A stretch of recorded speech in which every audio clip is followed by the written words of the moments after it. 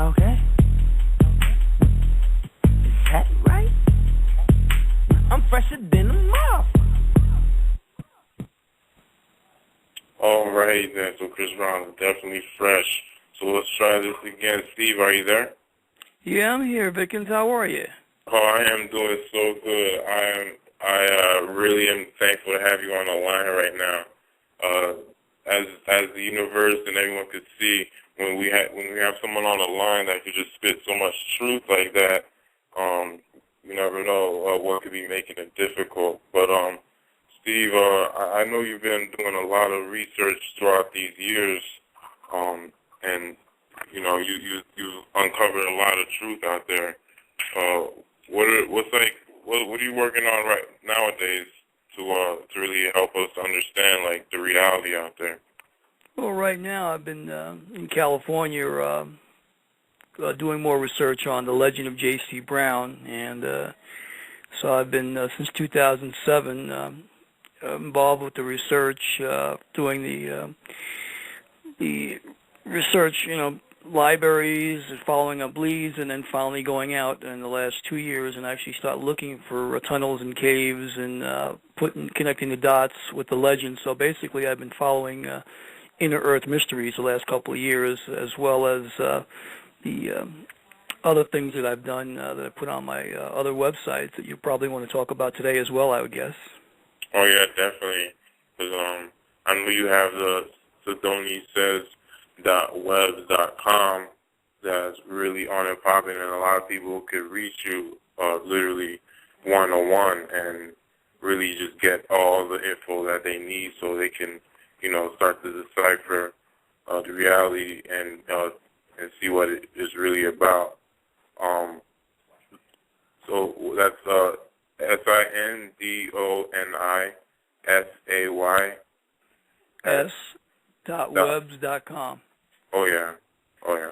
Sorry, now the reason I've got the Sindoni says.webs.com, Vickens, is because I'm sure that after us doing the hookup today here and talking about some of the things we will, that people are going to want to say, you know what, I want to talk to him personally because I like to know more about some of these things that he's just blowing the cover off or blowing the doors off, so to speak, because a lot of people are inside the box, Vickens, as you know, and they're afraid to speak because they know that they could lose their jobs, or that sometimes might even lose their lives over things that pretty much are obvious, but they're afraid to say it. There was a comedian years ago, Bobby Collins, and he used to say, you know what, there are things my wife does that really irritates me, but on the outside, I love you, honey, but on the inside, like he's want to swear at her. So my point is that there are things that you bite your tongue that can't be said in public because people will say, oh, wait a minute, you're going out on a limb. But then there are those of us, and I guess I'm one of those, who goes out on a limb and says, all right, let me show you where to look to back it up. And, the mind is like a parachute, Vickens. It can only work if it's open.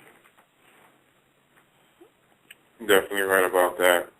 And when a person's open to learning and really experiencing and, checking out the truth and questioning, that's when things really start to make sense.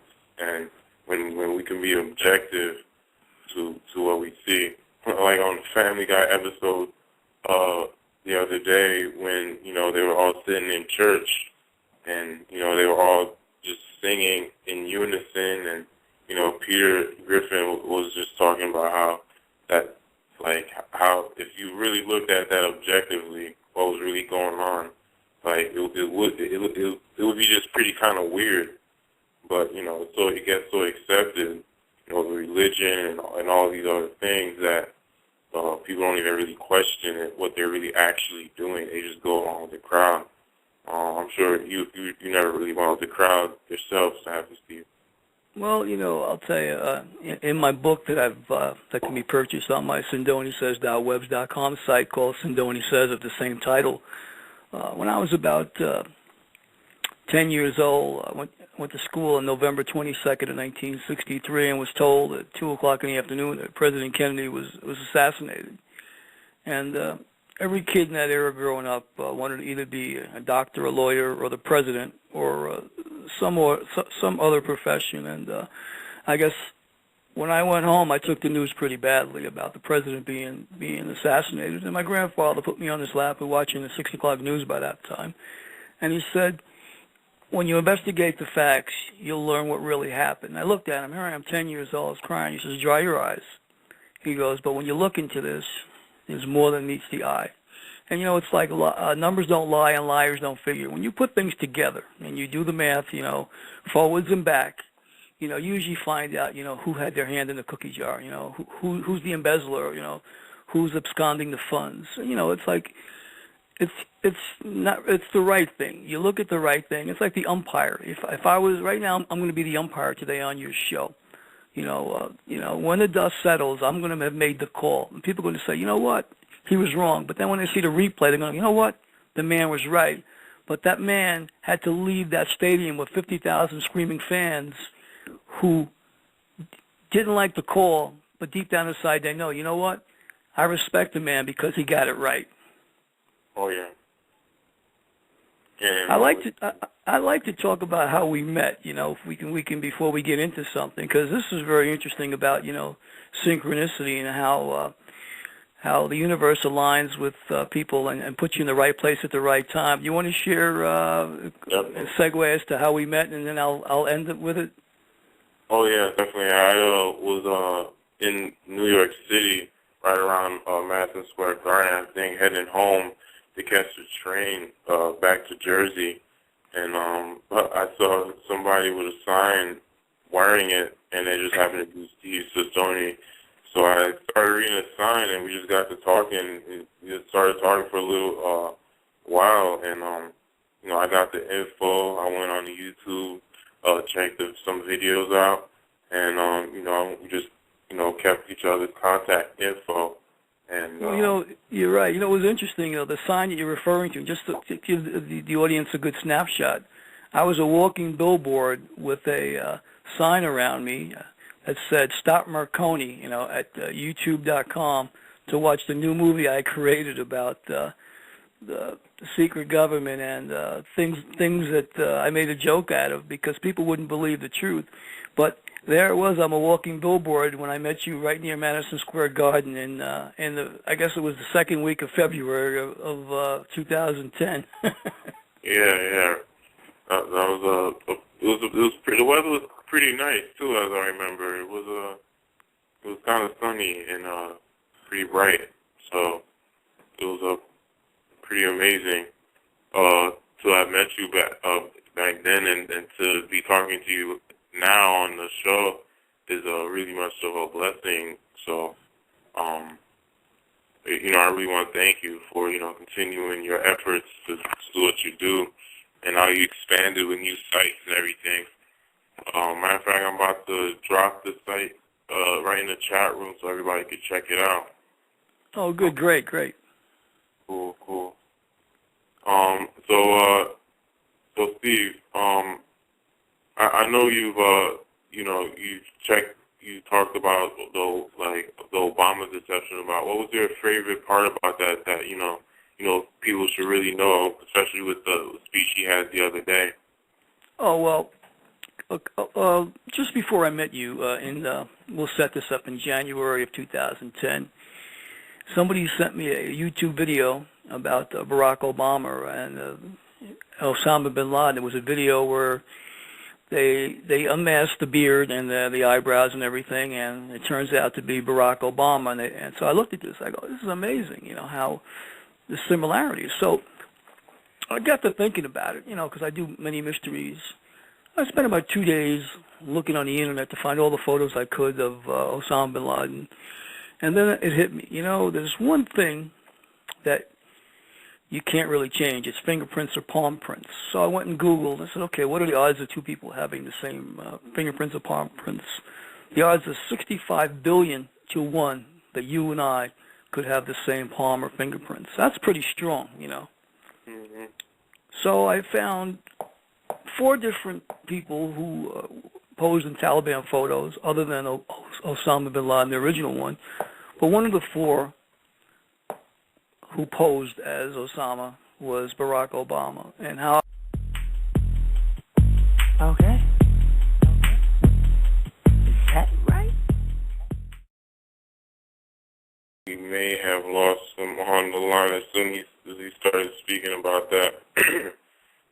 pretty funny. Let's just simply call him right back, and keep it cool. Because, you know how we do here. Keep that truth going.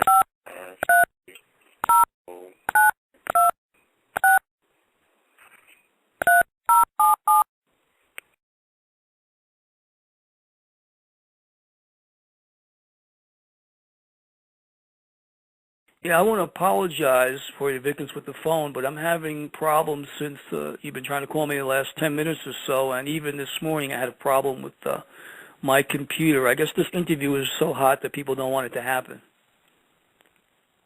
Oh, it's, no worries, no worries. We're right back on, so you can just continue. Well, so at that point, I turn around, and I'm wearing the billboard, the walking billboard that you had seen me wearing. So I calmly took out my cell phone camera and took photos of both the director and the assistant director. So right after that, I put it up on YouTube at the time. And matter of fact, there's a video people could see. It's called Sindoni Camera. And you could see the assistant director. The director himself, Mueller, I saved his photos for a later date just in case, he wanted to keep playing and he's playing with the wrong guys. So they kind of backed up after that. I then called the FBI office there in New York to speak to the assistant director 4 days in a row in February, just a week after I met you. But he refused to return any of my phone calls. And basically what I wanted to know is, why are you following me? Why am I a person of interest? But I think the Barack Obama video that I put out there was kind of like too hot to trot for the FBI, because I accused them of doing the background check. And if you didn't know what was going on, shame on you. Wow. So that's pretty amazing. So they were right on your tail as you were. Yeah, and then 2 days after that, I'm standing on Broadway in Flushing in Brooklyn when my brother was in the hospital, in Woodhull Hospital, just before he passed away. My brother Robert. If you're listening, Robert, I love you. Yeah. And so I was on my way to see my brother, and right above my head were 3 helicopters, 2 black and 1 with a presidential seal. Now, I don't know about you, but when you look up and you see that, the presidential seal in the helicopter, and you just put out a video that the man who's in the White House might be impersonating, Osama Bin Laden, 2 and 2 adds up to 4. Definitely. So they were following you that whole day, or? Oh yeah. Well, the whole time I was in New York, Vickens, from the time that you saw me up until the day I left in April, I had been hounded almost on a daily basis. Wow. That must have been unknowing, to say the least, Well, what's the interesting thing was to track me, they even went as far as taking the intercom bell in the apartment house that I lived in, and tying it in with the telephone wires in the basement, so that way they could have the intercom opened up the whole time so they could hear everything that was going on in the apartment. So I had some interesting things happen. And then when you call the telephone company, they said, we don't know how in the world they got wired that way. Well, they would definitely not send a man out to rewire your intercom to your telephone. That had to be done by someone else who really wanted to know what the hell I was up to, you would think. Definitely. Wow. But it's all good, because I figure that, if that's where the taxpayer dollar is going, and all I'm doing is telling the truth, then why haven't you arrested me? So, which is the interesting thing, So, but yeah, that story is hotter than a powder keg right now, and a lot of people, the thing is, it's so strange. It's strange in fiction, Vic, so a lot of people don't want to believe it. But if it walks like a duck and it quacks like a duck, it probably is a duck. I know, people just have to stop being so naive in a way, don't you think? Well, people don't want to believe it. Like Adolf Hitler said that the bigger the lie, the easier it is to believe. And matter of fact, and I will preface it with this: Benazir Bhutto, who went on Frost Over the Air in 2007, said that the real Osama Bin Laden was killed by Omar Sheikh. 6 weeks later, she was killed in Karachi, Pakistan. So, it's out there, and most people who can connect the dots will realize that this is a make-believe war on terror, so that way they can take away the laws and rights of the individuals of the United States. And at some point, people got to wake up. If you don't wake up, like Tupac said, you get smacked up. Right. And when you when you say wake up, like what do people have to wake up to? Because we see our family and our friends, and now we even talk to people online a lot more because of Facebook and Twitter. And it doesn't seem like people are really that metaphysical, or spiritual, whatever one wants to call it. Well, I think what's got to happen is people are going to have to tune out to tune in, and I think that what we need is what I call a soft parade.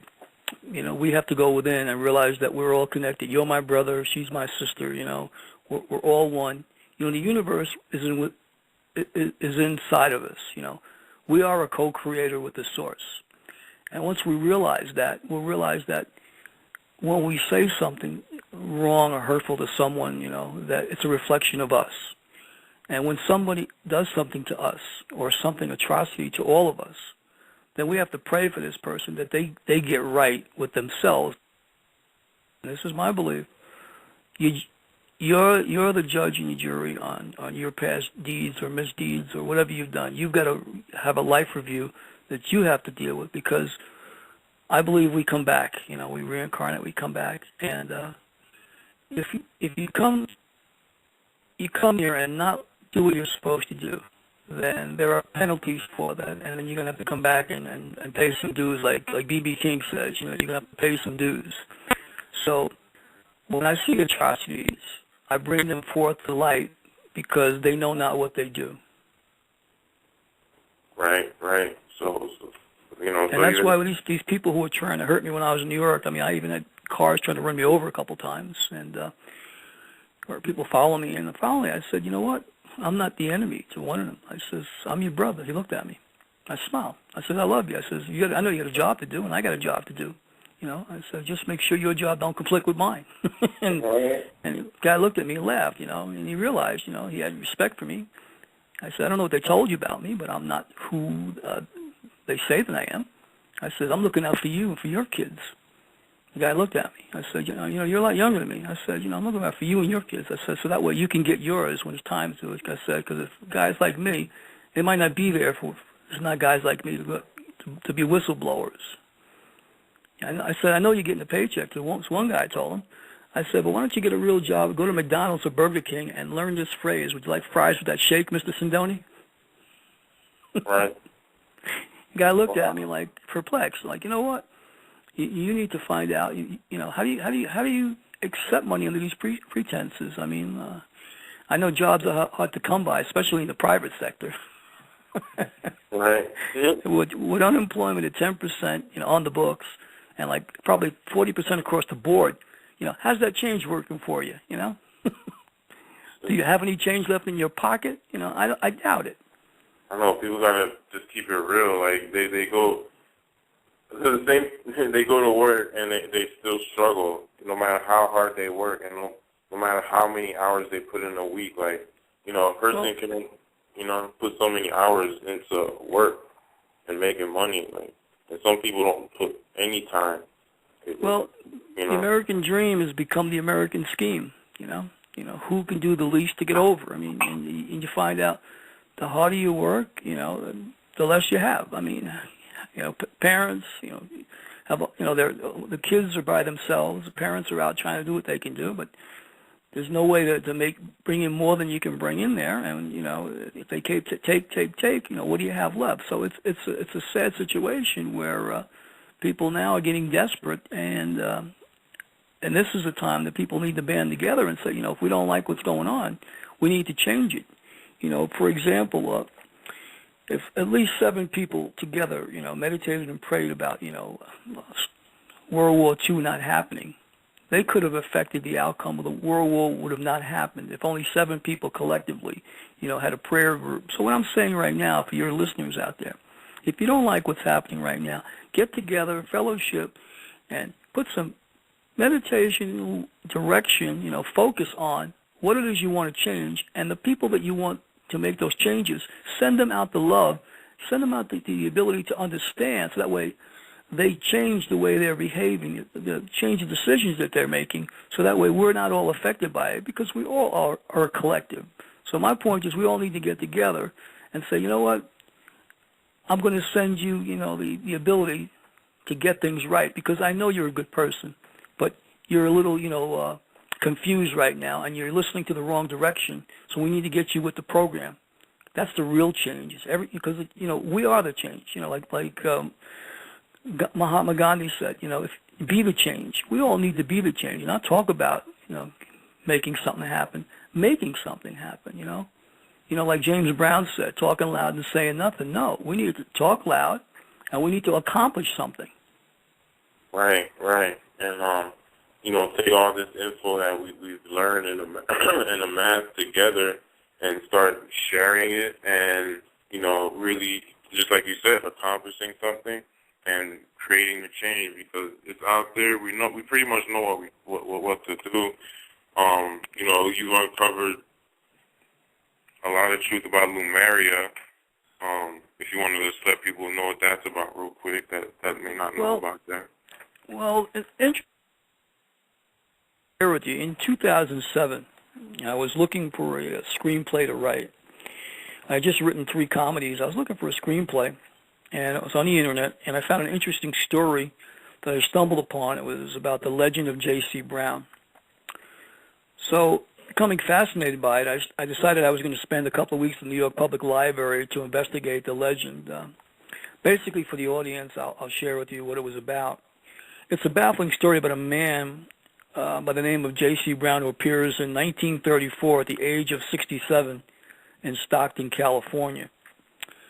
The old-timer, he spins a tale about a lost treasure that he had found 30 years earlier in 1904 while employed with the Lord Cowdray Mining Company of England, and he tells this to the editor of the Stockton Record newspaper.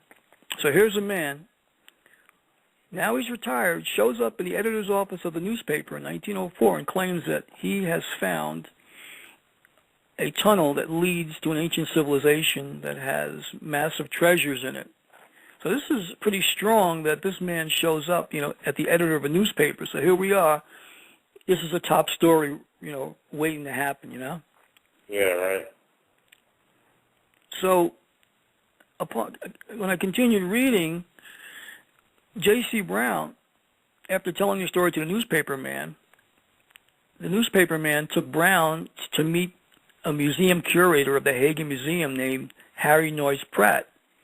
Harry Noyes Pratt then gave Mr. Brown a list of people who might be interested in his story, and one of those men was John C. Root, a retired printer who lived at 1784 North San Joaquin Street. So now Brown meets Root.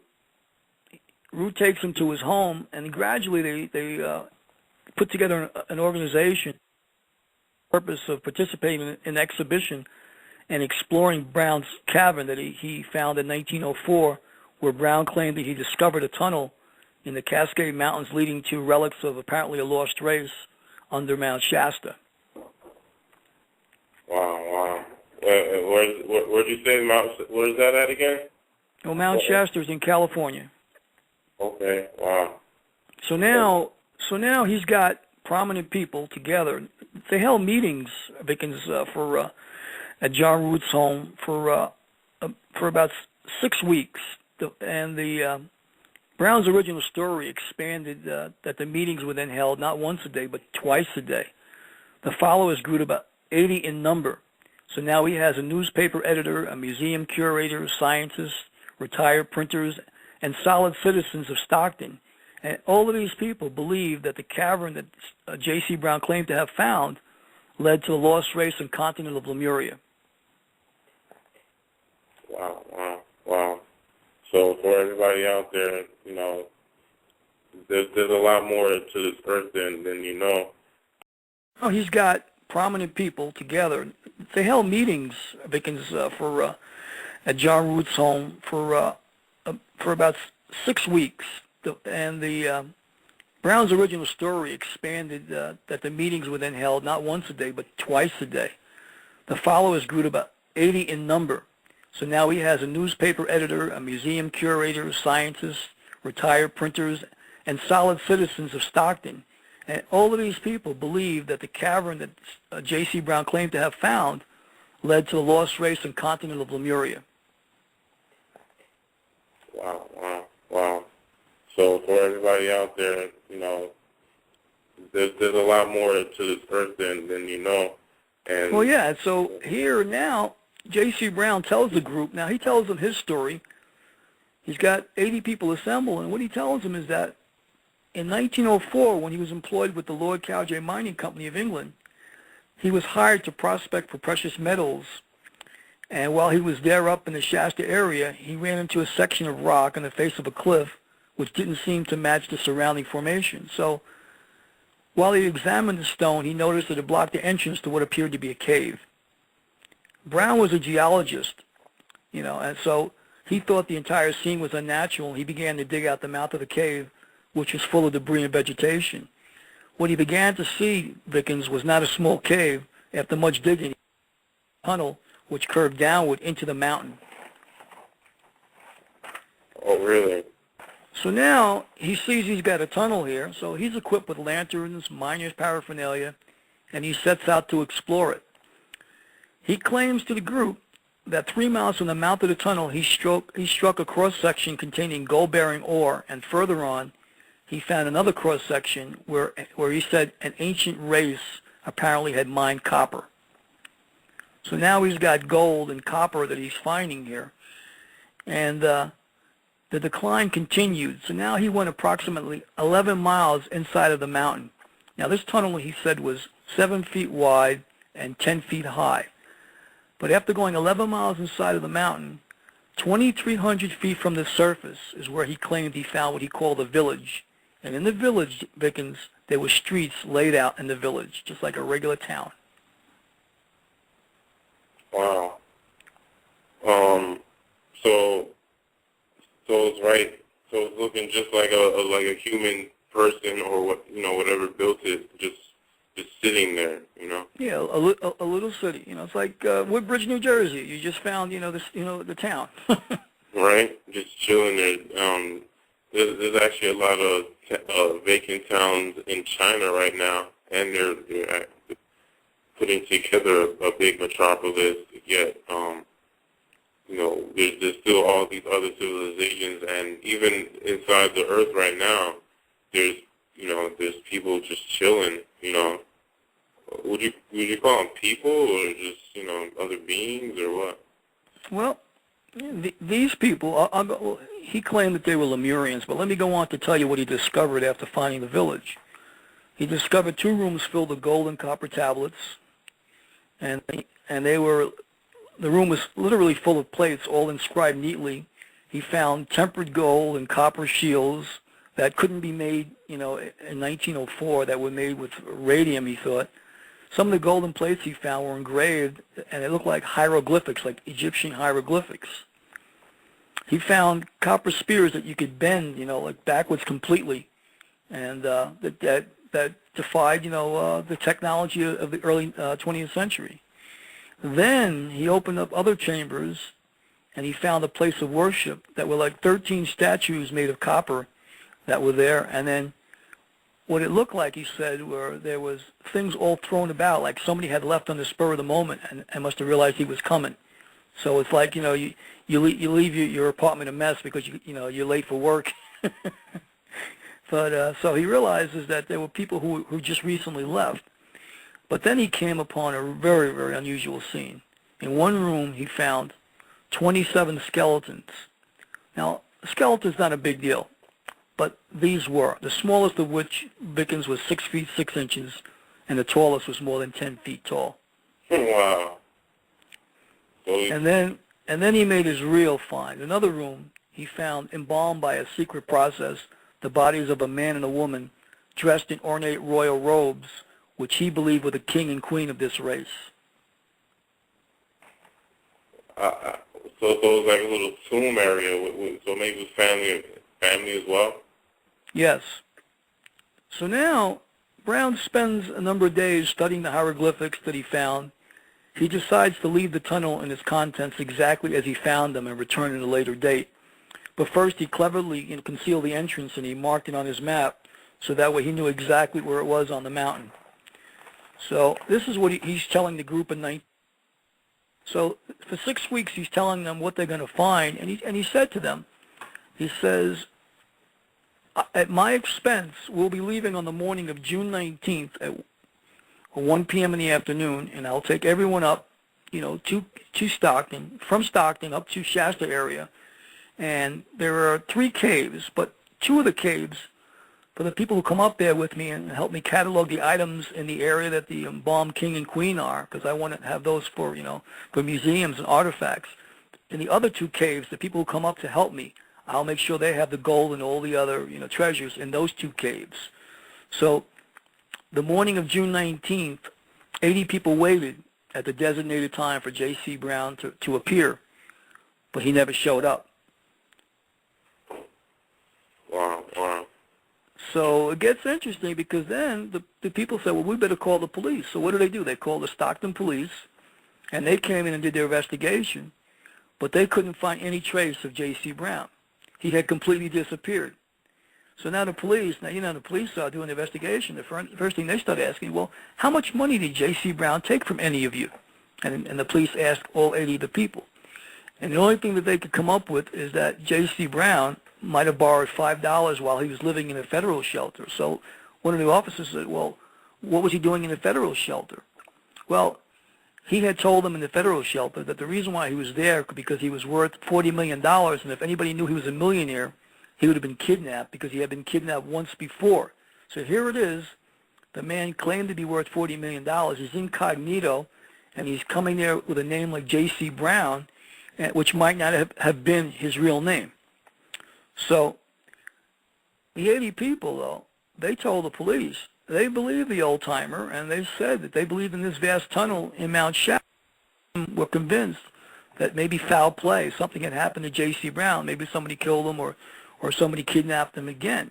So after reading this story, Vickens, I wrote down all the clues I'd learned from the legend, and then I decided to go to the New York Public Library and spend at least 2 weeks to a month and do my own investigation and see if I could solve the 73-year-old mystery surrounding the man known only as J.C. Brown.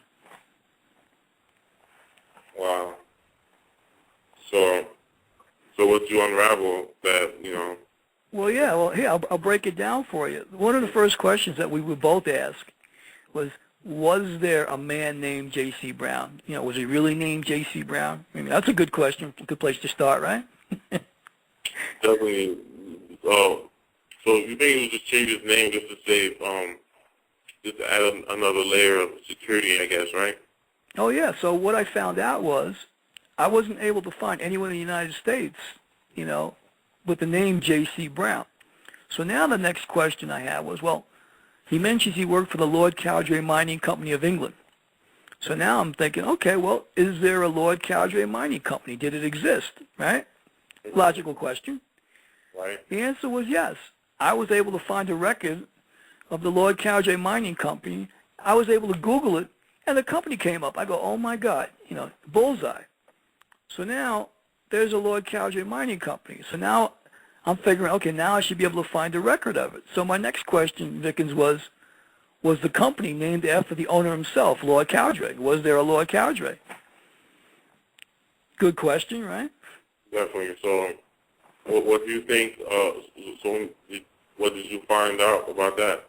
Well, there was a Lord Cowdray. I found out there was a man who was the Lord Cowdray, but he wasn't born Lord Cowdray. His name was Wheaton Dickinson Pearson. So now I'm going, wait a minute. This guy's name is Wheaton Dickinson Pearson. How is he Lord Cowdray?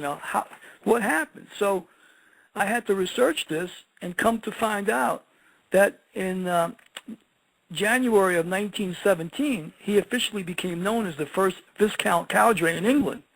And this was the most important clue that I would need to put all the puzzle pieces into place. Because now I made the connection that Lord Cowdray was really Sir Wheaton Pearson, or vice versa. Oh, wow. That's pretty amazing.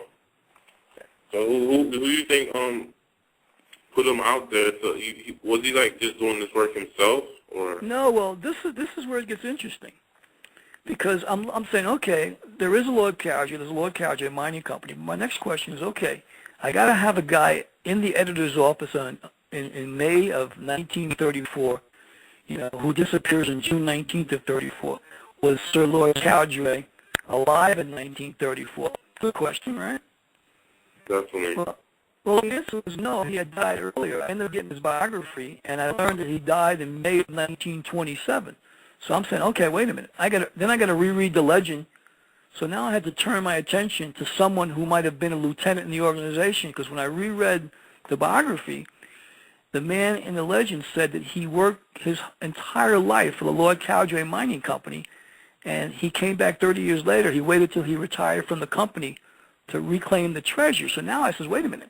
This guy has to be a loyal lieutenant, a loyal, person in the organization, because he spent 30, 40 years with them. So it's not the owner. So when I figured that out, I'm in the New York Public Library there on 34th Street. I asked them, is there a book on Sir Wheaton Pearson and Lord Cowdray? They says there certainly is, but you got to go to the other library on the other side of town. So I did. And what did I find? I found, the biography on the life of Sir Lord Cowdray. So now I'm sitting there reading it. And in there are photos of 3 other men that helped him build his organization. So I then started looking at the other 3 men, their age, their description, where they worked around the world for Lord Cowdray, because he built the Sonar Dam. He was involved with building things in Mexico. So here's a man who was building a lot of things all over the world. So I had to find a guy who was close enough to the United States, who was an underboss, so to speak. And there were 3 guys whose pictures I had in the biography.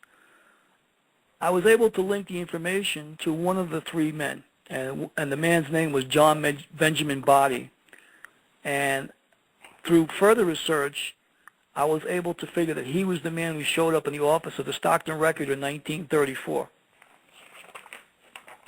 Wow. And how I did that,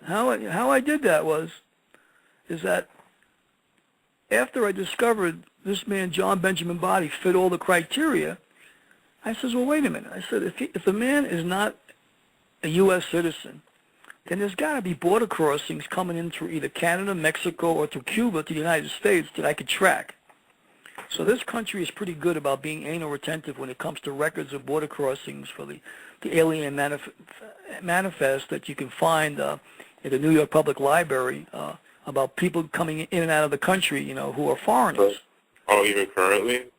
Yeah, currently. Yeah, I can go back as early as 1900 and tell you everybody who came into this country who was not a citizen.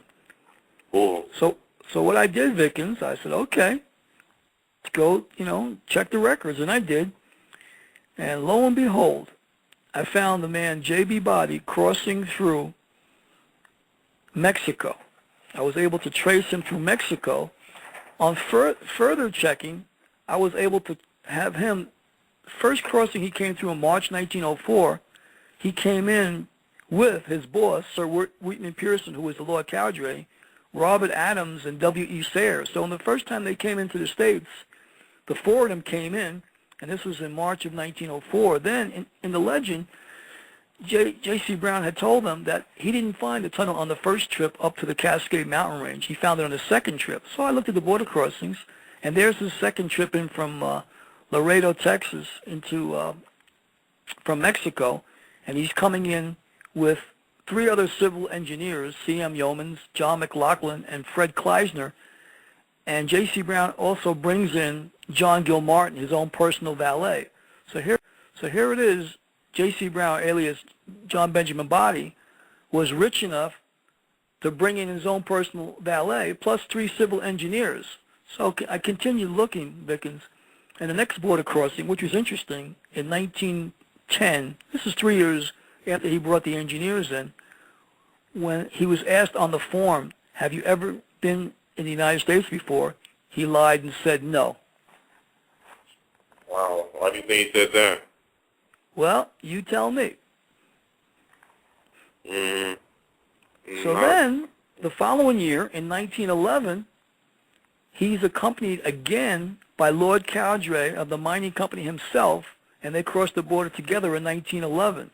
So I found a total of 13 border crossings from Mexico into Laredo, Texas from the years 1903 to 1933. So here it is. They claimed he disappeared in 34. So here it is. I pretty much got this man's track record as to where he was, and I can even place him in the States around that time when he appears in the office of the Stockton Record. Wow. That's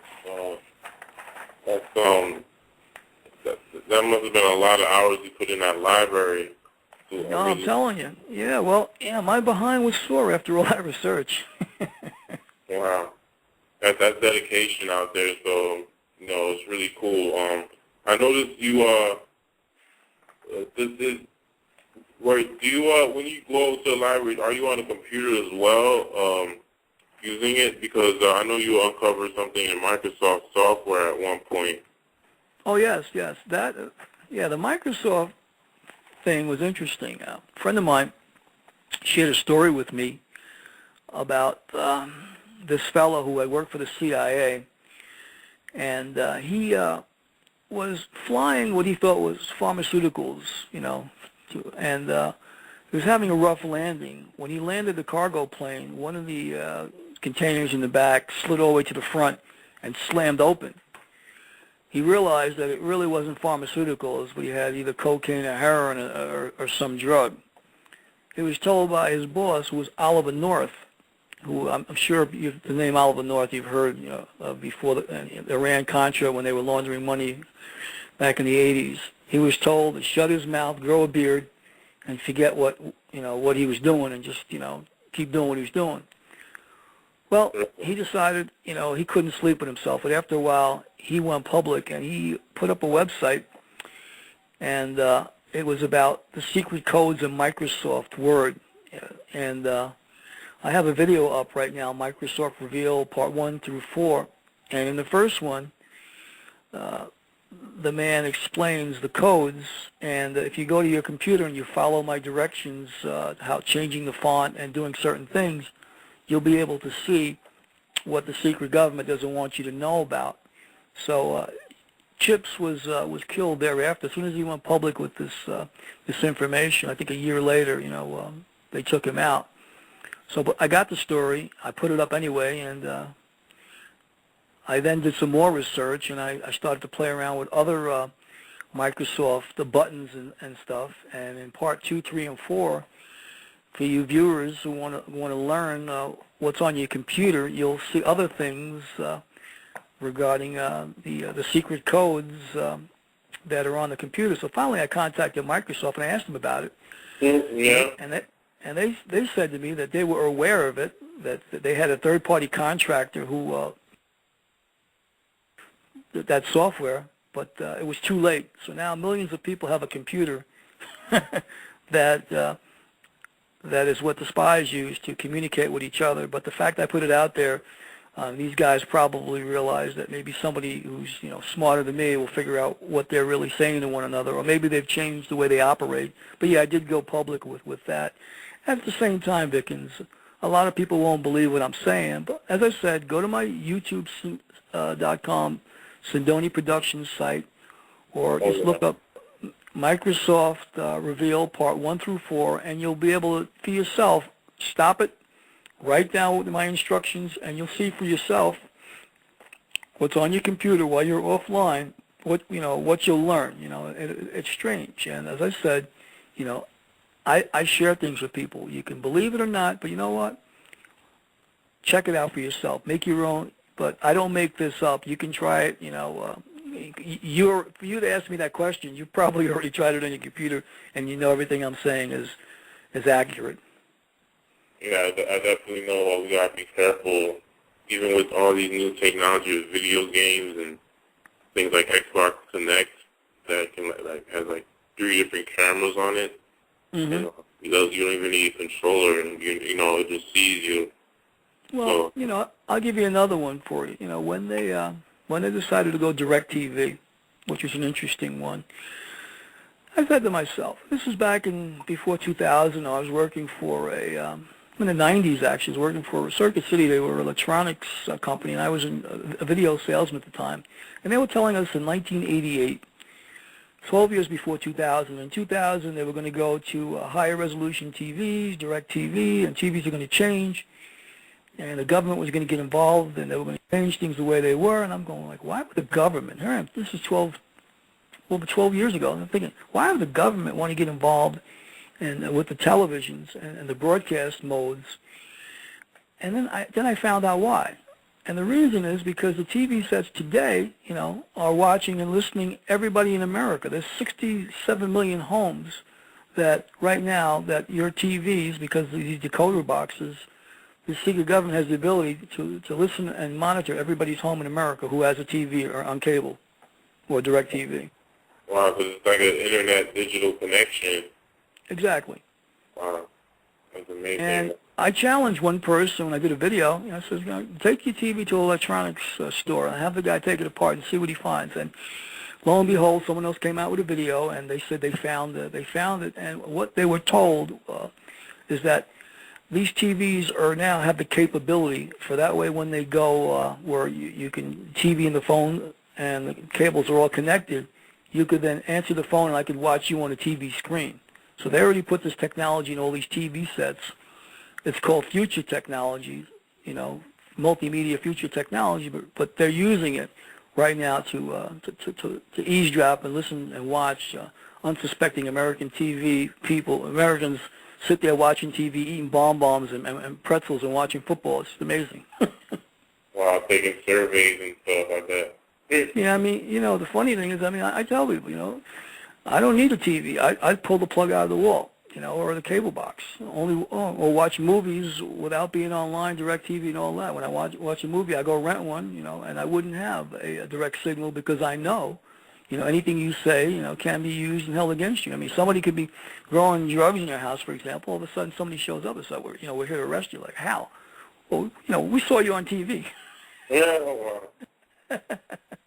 I make a joke out of it, but my point is, what if I'm right? But it's true though. It's true. Exactly. If a leopard has spots, a leopard's got spots. And when you discover a new leopard, we definitely got to put it out there. Well, yeah. Is there anything else that you just brought? That was a pretty good one because I wasn't even thinking about sharing that today. Is there anything else that you?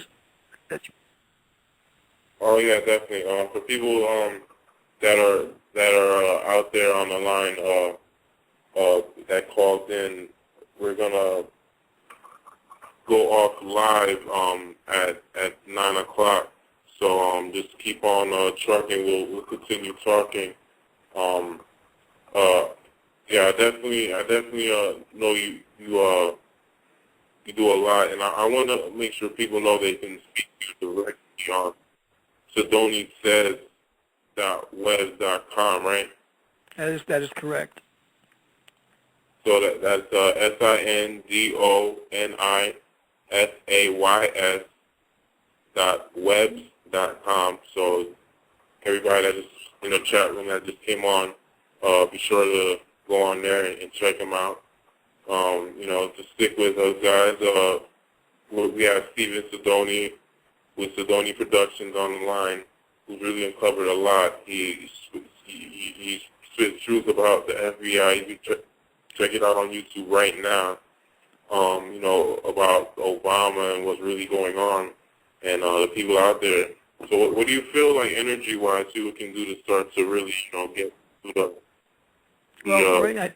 I just got a prompt saying 10 seconds. I don't know what that means, but hopefully we're good. Okay. Well, basically, in 10 seconds, I would have said. No, we're good. The show will just keep going on. Okay, what can people do?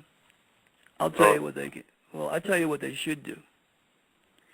I think that they should start realizing that they need to create the change. Right now, the first thing, there's a saying, the buck stops here. I'll give you an example. If everybody put out their intention right now, and I wish they would, listen to what I'm saying very strongly, and say, you know what, either I got kids, I know somebody got kids, or I might want to have children. I don't want any more wars. Do you have, put the question to everybody out there, do you have adequate health insurance, dental, medical? Do you have coverage? Do you have, everything taken care of? The answer is no. Then you want every troop who's stationed abroad to come back home. I'll tell you why.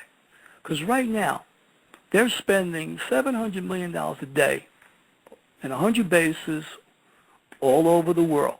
Now, I'm not a mathematician, but I can tell you this. If they just brought the troops home, Afghanistan, Iraq, and all these places, they could rebuild America. Everybody would have health care, medical, and this would be the greatest country ever put out on the planet in the history of civilization.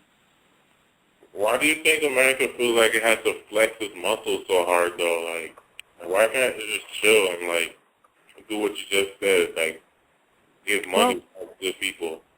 Well, here's why. As long as you have fat cats, you know, you have bankers who are calling shots, as long as you have the Federal Reserve Bank, who is an illegal corporation that loans money to a government that's bankrupt and charges interest from the moment that they borrow it, you could never come out of debt. John F. Kennedy in 1963 enacted a law. It was Executive Order number 111100, 4110, and it was to do away with the Federal Reserve Bank. What he wanted to do was to back our currency with silver.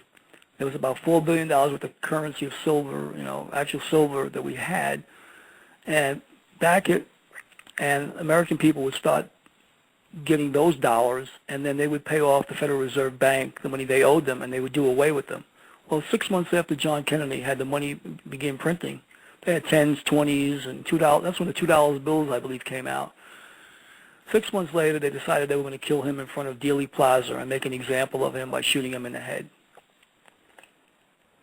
So, because of that, there could have been a change. There could have, the country would not be in the shape it is in, because then we would have not had to borrow from a private company, the Federal Reserve Bank, and then these bankers now wouldn't have control over everything we say and we do. I know, they just buy things over, like, whole networks, and they fire people. It's crazy what these people with long money can do. Well, I'll give you another example. The other day, I saw yesterday, that the Federal Reserve now wants to loan us, the government, $600 billion in bonds. Well, wait a minute. We don't want your money because we got to pay interest on that. So how do you get out of debt? And the American people aren't smart enough to see that all this money Obama gave away, who did he give it to? He didn't give it to the people who needed it. And who did he hire from his cabinet? The same old tired suspects, you know, from the Clinton regime that were all corrupt. So you look at it like, what change did you give me, fella? You know, did you change your socks today? I wonder. Right. You know, because you didn't change anything. I mean, you look at campaign promises. Show me one. Just show me one. You know. And they just put $750 billion right back to the war, and he's saying of how they're going to come back. Well, I just heard the other day, he had Biden, Joe Biden, Joe the plumber, I would call him, tell the American people that we're going to be in Afghanistan until 2014. Wow. And nobody said anything. Like, hello? Obama and what's really going on, and the people out there. So what do you feel like energy-wise people can do to start to really, get to the... Well, right now, I just got a prompt saying 10 seconds. I don't know what that means, but hopefully we're good. Okay. Well, basically, in 10 seconds, I would have said... No, we're good. The show will just keep going on. Okay, what can people do? I'll tell you what they can... Well, I'll tell you what they should do. I think that they should start realizing that they need to create the change. Right now, the first thing, there's a saying, the buck stops here. I'll give you an example. If everybody put out their intention right now, and I wish they would, listen to what I'm saying very strongly, and say, you know what, either I got kids, I know somebody got kids, or I might want to have children. I don't want any more wars. Do you have, put the question to everybody out there, do you have adequate health insurance, dental, medical? Do you have coverage? Do you have, everything taken care of? The answer is no. Then you want every troop who's stationed abroad to come back home. I'll tell you why. Because right now, they're spending $700 million a day in 100 bases all over the world. Now, I'm not a mathematician, but I can tell you this. if they just brought the troops home, Afghanistan, Iraq, and all these places, they could rebuild America. Everybody would have health care, medical, and this would be the greatest country ever put out on the planet in the history of civilization. Why do you think America feels like it has to flex its muscles so hard, though? Like, why can't it just chill and, like, do what you just said, like, give money to the people? Well, here's why.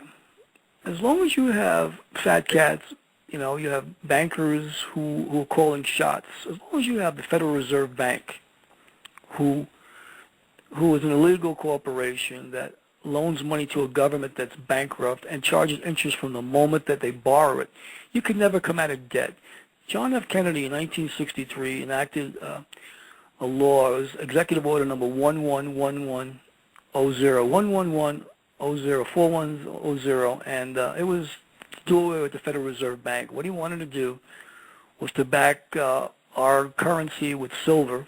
There was about $4 billion worth of currency of silver, you know, actual silver that we had, and back it, and American people would start getting those dollars, and then they would pay off the Federal Reserve Bank the money they owed them, and they would do away with them. Well, 6 months after John Kennedy had the money begin printing, they had 10s, 20s, and $2. That's when the $2 bills, I believe, came out. 6 months later, they decided they were going to kill him in front of Dealey Plaza and make an example of him by shooting him in the head. So, because of that, there could have been a change. There could have, the country would not be in the shape it is in, because then we would have not had to borrow from a private company, the Federal Reserve Bank, and then these bankers now wouldn't have control over everything we say and we do. I know, they just buy things over, like, whole networks, and fire people. Is crazy what these people with long money can do. Well, I'll give you another example. The other day, I saw yesterday, that the Federal Reserve now wants to loan us, the government, $600 billion in bonds. Well, wait a minute. We don't want your money because we got to pay interest on that.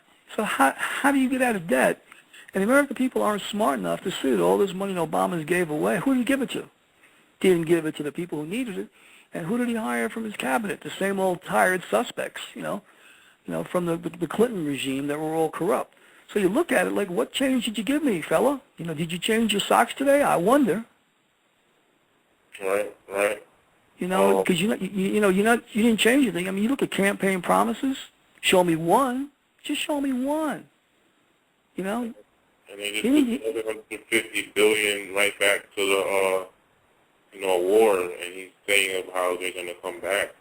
Well, I just heard the other day, he had Biden, Joe Biden, Joe the plumber, I would call him, tell the American people that we're going to be in Afghanistan until 2014.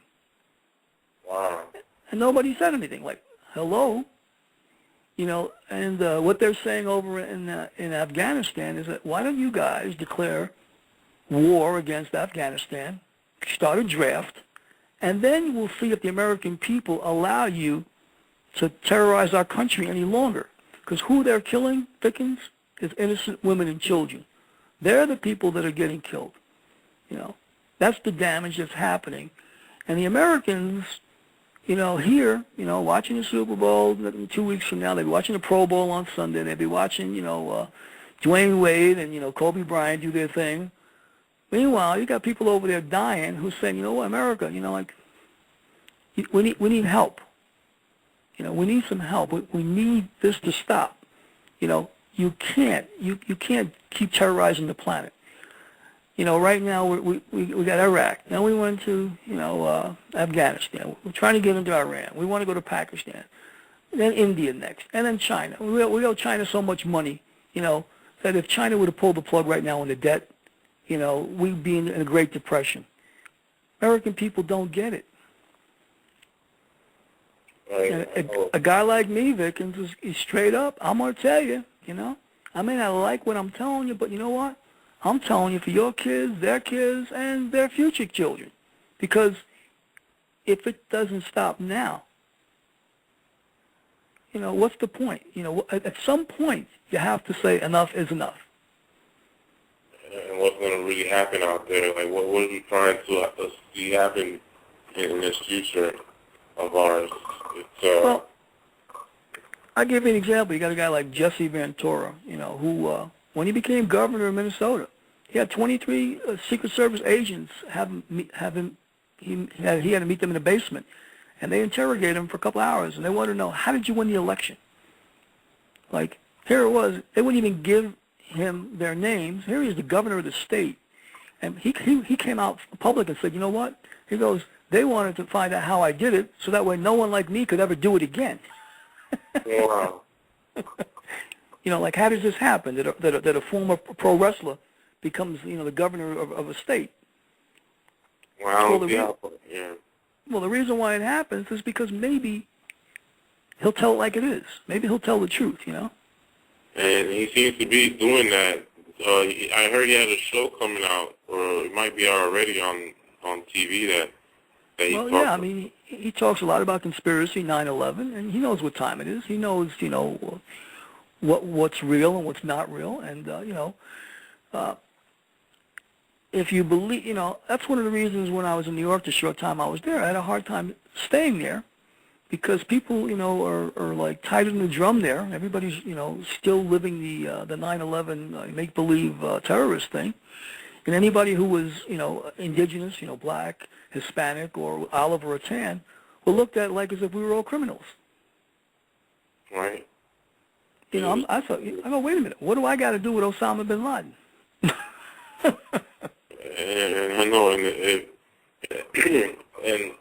why are they still looking for a man this long? Well, the reason they're still looking, like I said, because he's hiding in the most obvious spot. There, if you see my videos there regarding that, you'll see that there were at least 3 or 4 men who posed as the real one. But Benazir Bhutto, in her interview with David Frost, said in 2007, 6 weeks before she died, that Omar Sheikh actually assassinated the real Osama Bin Laden, and they think that it was done before 2001. And they had 3 or 4 other men afterwards pose as Bin Laden in Taliban photo shoots. This is all BS, And the sooner people realize it, then they'll know, that something needs to be done. You cannot just keep looking the other way. You have to at some point, do something. And to start to kind of simply just wake up and make choices every day, because a lot of people I know talk about how they wake up and they hate their jobs, they hate laboring every day. So like, well, what are they gonna do different? You have to do something different. Well, what I think is going to happen is that a lot of people are going to leave the cities and realize that there's no jobs there. That they're trying to dangle this carrot in front of them, but now there's no carrot to crunch on, and they're going to go back living simpler lives. Living closer to the land. Becoming more spiritual, fellowshipping with other people, and give up this materialist idea of life because it's not working. Capitalism doesn't work. And I'll tell you what I mean by that. I'm not saying. Here's why I'm saying it. 3% of the people own all the wealth of the world. The United States. I mean, there are very few wealthy people, and there's more wealthy people than there are poor people. It's like the number is unbelievable, and you can't get ahead here, no matter how hard you try. It's like going to the casino. The house always wins. You don't beat the house. You can't gamble unless you're gambling with the house's money. You're going to lose your shirt. It wouldn't be logical to design it so the house could lose. Exactly. I mean, if you got Atlantic City there, you got people. This one comedian told a joke. He goes, I came out there and in my Cadillac, and I went home on a luxury. I lost my shirt, and I came home on a luxury $100,000 bus. Wow. So when you start to realize that, it's not what it appears to be, then it's time that you take action. And the way you take action, I guess, is that everybody one-to-one has to start, in your neighborhoods, start going one-to-one, door-to-door, and saying, you know what, we need change. We need real change. And, you need somebody to step up to the plate. And I think the person who's going to do that cannot have any political affiliations. Has to be someone who really has a handle on, that we are all one. And this is about collectively raising the entire vibration of the planet, not just on your block, but the whole planet. Because with the invention of the Internet, right now, this show is probably going out to viewers all over the world. And I'm putting it on everyone out there. So you know what? Take this message, if you believe it, and share it with other people. Share at least 3 people today. And hopefully they'll share it with 3 people, who then share it with 3 people. And then what we're looking for is a critical mass, or the 100th monkey, so to speak.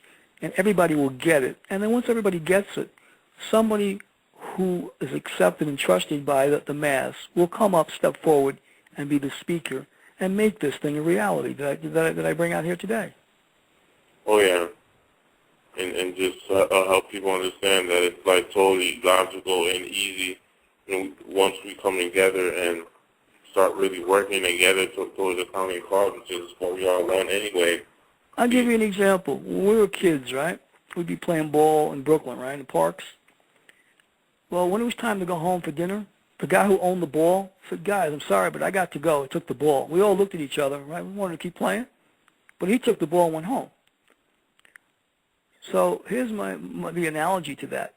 If we stop paying the bills for these people to go to war, all this money that's going to the defense and all this, then everything has to stop.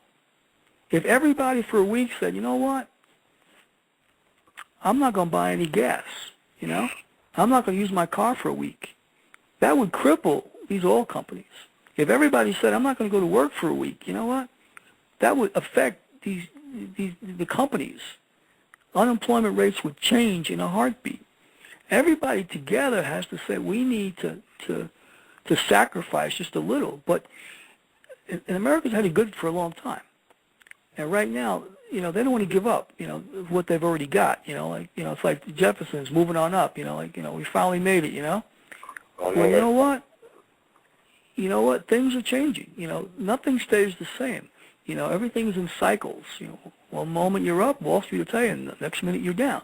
So people are going to have to make some tough decisions as to what they really want in life, and lower their expectations, because your values and your morals and your sense of responsibility are going to be very, very, very important as we go forward, because you're not going to be able to get things with money anymore because you may not have any.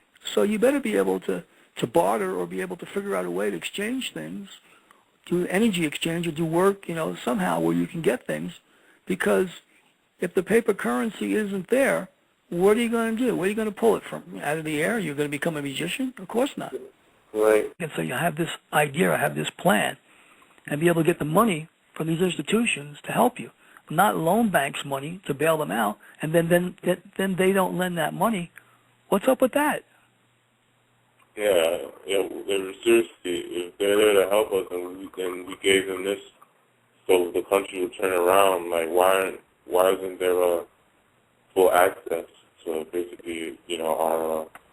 Well, I think there needs to be an accountability factor, and people are going to have to be held accountable for their actions, and that's really what's going to happen now, that people are going to have to say, you know what, based on what you're doing, I don't buy into that. And we need to do something about it. And you have to recognize, before you can solve a problem, you've got to recognize it. You can't say, well, there's so many things. No, you start with one, because you can only solve one problem at a time. You can't put 12 on the plate and say, okay, we're going to solve all 12. No, you got to tackle one at a time. And then by the time you get done with number 11, you'll say, okay, let's deal with the following one, which is 12. So it's got to be done systematically, one at a time. And people got to get together and say, I can't do this alone. I need your help. And you know what? There is strength in numbers. People get together, things happen. You multiply, the vibration, you multiply just the ability to get things done. That's what's got to happen across the board. Then you march to a different drum, to what I call the soft parade, where everybody is happily involved in the process for change. Yeah, it just literally happens on a new level, and we can start to unite with everything. Because all in other countries like China and everything, they take like UFO research seriously, and they really study that. The first queen or first lady of Japan, she is very into that. Putting money into research from Japan, and those countries are taking over there with a lot because they have morals, they have values, and they have very good judgment of what life should be for humanity in their countries. And because of that, that's where you're going to see, true democracy flourish, when they allow people to think and be able to act accordingly, and to live out their passions and their dreams. And that's what's happening in places like that. Wow. And that must be why the tides are shifting as well. Well, that's why now, the Westerners, we don't have it figured out. We think it's all materialistic, and we're finding out it's more spiritualistic than it is materialistic, and some of us are starting to get it. And unfortunately, the dinosaurs who are running things, will be extinct soon, and this is their end run, or their end game, so to speak, and this is their last hurrah. And it's up to us to say, okay, you've had your time. It's time to go. I want you to go. And you can, how fast can you get to the airport? You got to go. You're right. Just like I do in the South American countries. So with the Rockefeller dude the other day, which was pretty amazing. So. Is that David? Are you referring to David? Oh, you heard about that as well? Well, I don't know which comment. Oh, because there was a man in South America that, because you know how all the elite, rich Illuminati, or whatever you want to call them, are going to like Brazil and Venezuela to really, cause they feel like that's the last safe haven. But a guy who was on a major internet channel, and with his camera and everything, really just yelling at the dude to get out. It was one of the older Rothschild men, and he was out there with his, getting picked up at the airport, and then he got recorded, and these people are actually real. Like, well, what's happened now? There are people that have, put them in the public spotlight. For years back they were hiding in the shadows, so to speak, running things, and now, their faces are out there on People magazine, so to speak.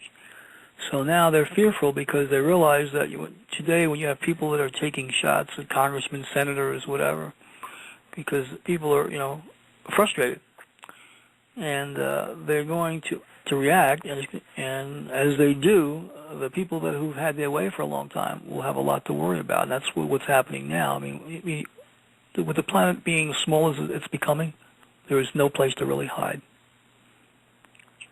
Right. And they think the forest is really going to hide and save them from whatever karma they built for themselves. But on that note, I definitely want to thank you for coming on.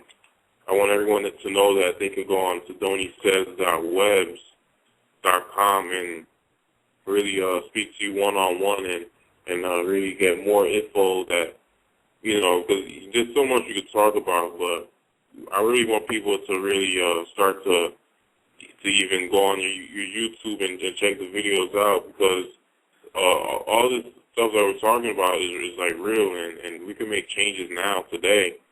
So, if people are looking for someone to speak to about something they have questions about, they could definitely holler at you on there, on Skype, or whatever they can do, right?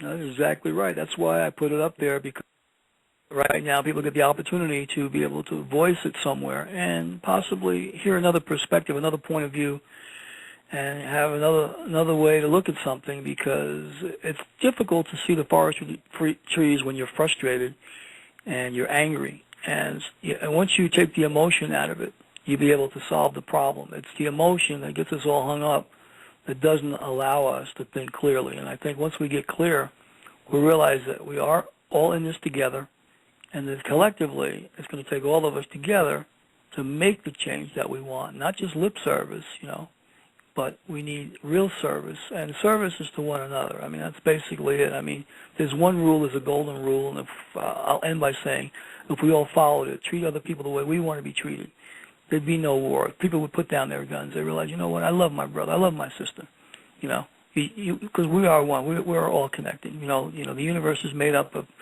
of many different diverse nationalities and religions and cultures, and we need to embrace every one of them as though we are one, because in my mind we are all the same. We do all walk the same way, and we do have the same feelings, and we have the same hearts and souls. We have to collectively realize that it's time that we heal the planet, because that's what we need today, because we need to end the ball of confusion.